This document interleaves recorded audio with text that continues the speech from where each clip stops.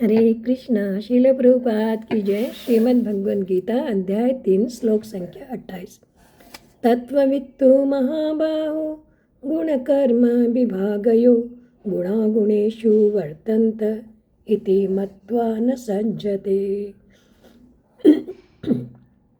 भगवान कह रहे, हे महाबाहो अर्जुन, भक्ति भाव में कर्म तथा सकाम कर्म के भेद को भली भांति जानते हुए जो परम सत्य को जानने वाला है, वह कभी भी अपने आप को इंद्रियों में तथा इंद्रिय तृप्ति में नहीं लगाता। तो पिछले श्लोक में भगवान ने जिन्हें अहंकार है, विमूढ़ आत्मा कहा था, यहाँ जो तत्वविद पुरुष है, जो ज्ञानी पुरुष है, उनके अंतर को समझाने के लिए भगवान ने यहाँ तू शब्द का प्रयोग किया है।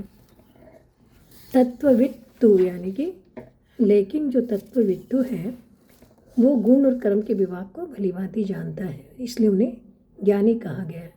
तो कर्म विभाग और गुण विभाग दो होते हैं। तो हम देखते हैं कि सत्व, रज और तम ये तीनों गुण प्रकृति जन्य ही है, और इन तीनों गुणों से कार्य होने के से संपूर्ण सृष्टि जो है त्रिगुणात्मिका है।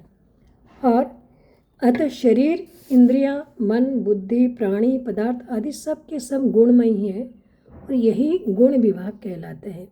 और इनसे जो होने वाली क्रियाएं हैं वो कर्म विभाग कहलाती हैं। तो देखा जाए तो कर्म विभाग और गुण विभाग तीनों त्रिगुणात्मिका सृष्टि का एक पार्ट है।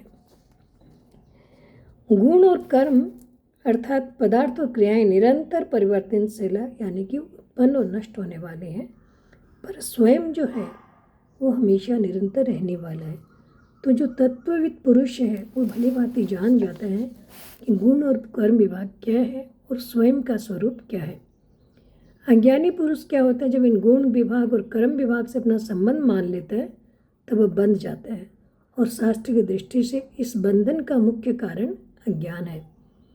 परंतु जिनका विवेक जागृत है, जिन्हें अपने तत्व को समझ लिया है, उस गुण विभाग और कर्म विभाग को वो अलग देखता है। गुणा गुणेषु वर्तन्त यानी कि भगवान कह रहे हैं कि प्रकृतिजन्य गुणों से उत्पन्न होने के कारण शरीर, मन, बुद्धि, इंद्रियां आदि भी गुण ही है, और इन्हीं से संपूर्ण कर्म होते हैं। तो अविवेक के कारण अज्ञानी पुरुष इन गुणों के साथ अपना संबंध मानकर इनसे होने वाली क्रियाओं का स्वयं को कर्ता मान लेता है।